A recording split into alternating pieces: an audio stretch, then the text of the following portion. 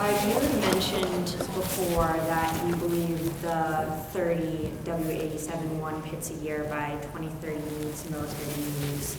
Do you still believe that? And do you also believe that producing the W-93 pits at Savannah River no sooner than mid-2030 sufficiently meets military needs? Yeah, so based off the timelines that we're seeing in the modernization of our weapon systems, it does. That's not to say that I'm satisfied with 30 pits a year, right? So I want to make that clear.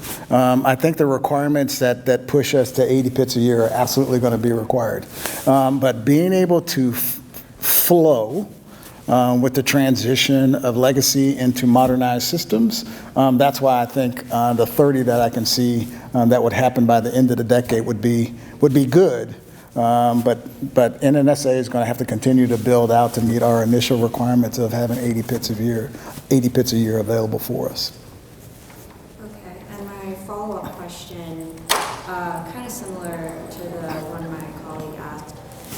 Do you believe that the NNSA production enterprise would be up to the task of uploading existing weapons held in reserve and replenishing the existing weapons held in reserve if it's decided that it's militarily necessary to increase the size of the deployed U.S. nuclear arsenal? Yeah, so we've been having conversations regarding to what the Strategic Posture Commission kind of came out of some of their conclusions, and part of that is what does it look like if you're, for example, I think you're probably alluding to what happens if you upload the land-based ICBM force. We're actually doing analysis on what that really means, and my component, the Air Force component, that is responsible for that.